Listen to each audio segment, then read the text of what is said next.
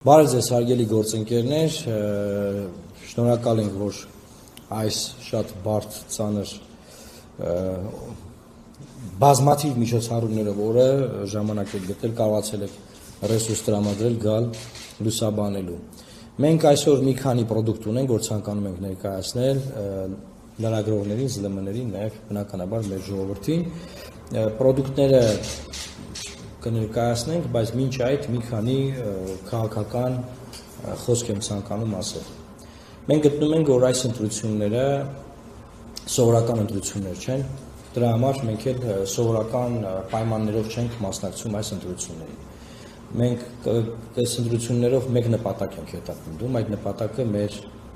պետականության պաշտպանությունն է, մեր ինքնության պաշտպանությունն է, հայ մարդու հիշողության, պատմության, ստեղծած մշակույթի, մեր ավանդույթների, մեր կրոնի եւ այն եվրոպական մոդելի ազգային պետության, որը որ մենք երազում ենք ունենալ։ Ինչ նկատի ունենք։ Մենք բոլորս լավ գիտենք, որ ազգային պետությունները ծնվել են Եվրոպայում։ Հայաստանի Հանրապետությունը աշխարհին հայտնի է որպես հայերի պետություն։ Վերջին տարիների մշակութային դիվերսիան, որ ուղղված է Հայաստանի Հանրապետության դեմ, մեր ժողովրդի դեմ, որտեղ դա միայն այստեղ չի, Սփյուռքում էլ է կատարվում, այս ամեն ինչը նաև սկսել է սնուցվել Հայաստանի ներսից, այդ թեզերը, այդ նարատիվները վերցնելով, ստեղ օգտագործելով, մեր մտածողությունը, մեր մտքերը, մեր ուղեղները փոխելու, մեր վրա ազդելու, մեր ժողովրդին ռևիզիային ենթարկելու մեր ամբողջ պատմական անցած ճանապարհը, եւ դրա համար մեր կուսակցությունը, մեր թիմը չի մտնում այս ընտրության մեջ, որ ասենք չի դերվում։ Մենք խոսանք սպառողական ինչ-որ խոստումներից, հա, կենսաթոշակներից, չգիտեմ, այն բաներից, որոնք որ հիմա դուք կտեսնեք քարոզարշավի ընթացքում, որտեղ սա, ընդդում եմ ես, ոչ սովորական քարոզարշավ է։ Մեր կարգախոսն է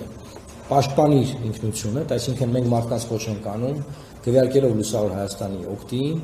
ունենալ ազգային ժողովում առաջին հերթին խմբակցություն, որը կպաշտպանի հայ ժողովրդի ինքնությունը Հայաստանի ներսում, նաև Հայաստանից դուրս,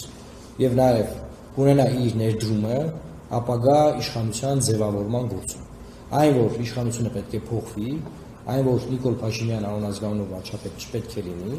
մենք այս վերջին տարիներին բազմիցս դրա մասին խոսել ենք, այդտեղ ավելացնելու բան չունենք։ Բայց ինչպիսին պետք է լինի պարլամենտը, ես կարծում եմ եւ մենք հույս ունենք, որ ամեն ինչ անելու ենք նաեւ, որ 21 թվականի բևեռացված ընտրության հետևանքը մենք այս անգամ կարողանանք բացառել եւ դա ցույց տալ, որ դա տեղի ունենա։ Այսինքն այն ինչ որ այսօր ունենք այսօրվա պարլամենտում։